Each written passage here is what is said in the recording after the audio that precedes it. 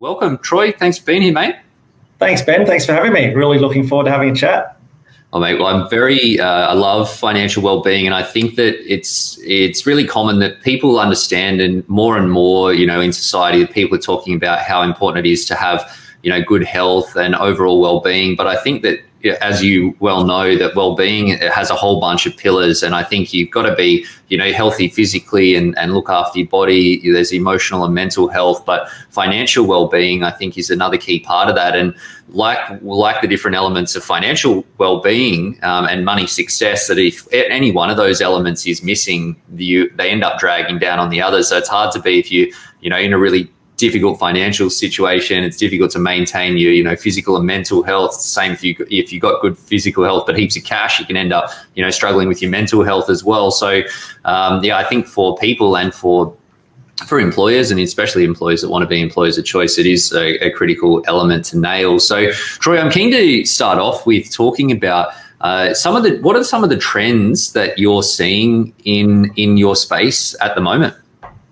Yeah, I think exactly as your intro was talking about, Ben, I think it's people are becoming more and more aware of their well-being as a whole, whereas once upon a time, when I first started in the industry, it's very much around that physical pillar, but people are really opening their minds up around what well-being is made up of. And really how I look at it is your well-being is a bucket, and you're continually putting inputs into that bucket to help your well-being. And part of that well-being is, as you said, financial, but it's also social, career, emotional, and physical well-being.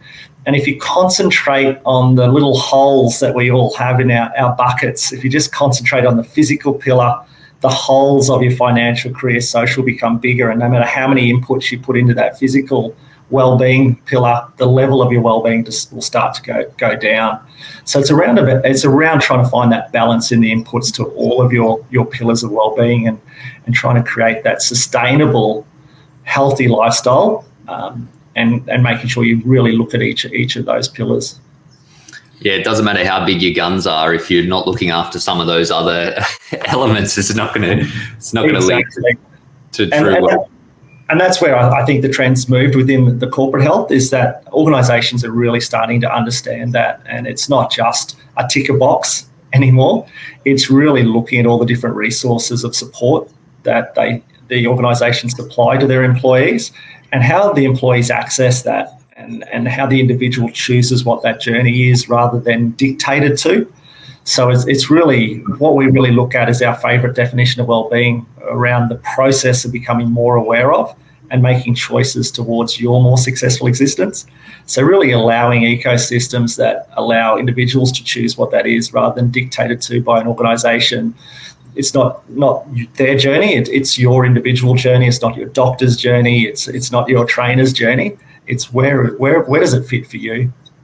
Yes, and I think that you've got to, a big part, and I know about what you guys do and some of the stuff that we do as well, is helping people understand what is possible, or what are some of the things that they should be thinking about, because it's not always front of mind, and there's that bit of you don't know what you don't know. But I think that one of the challenges with financial well-being and overall well-being is that all of the elements that you've mentioned, they're all things that they're all really important, but they're not really urgent. So it's easy for life to get in the way, and then things slip. And it is really hard to be on top of all of them all of the time. So I think that's why, as you say, to pick the things where the focus is, or what can you do better and what can you improve, so that you can, just keep moving the needle, bit by bit towards where you want to be.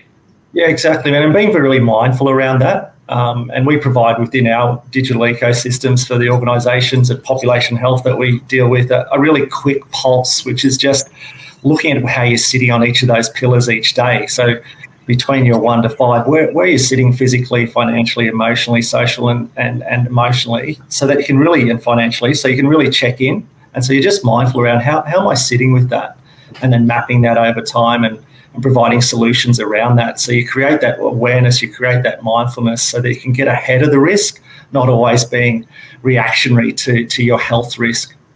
Yeah, that's great. I think it's that awareness is a key starting point, because it's hard to do something about it if you're not aware that there's an issue or an opportunity there to do. Yeah, life becomes so quick as we all know, that it can just slip away on you. your well-being and your health, and before you know it, you've got an emotional issue or you've got a physical issue, and then it's just that reactionary episodes. Yeah, that's it. It's all of the good habits are hard to attain, and the bad habits are really easy to collect over time. It doesn't matter if it's that, that eating session, eating a few bits of chocolate on the couch at the end of the day, or having a few glasses of wine to wind down. It really quickly becomes a habit, and then before you know it, it's sort of ingrained, and then you have to work doubly hard to move things back in the direction that you want them to.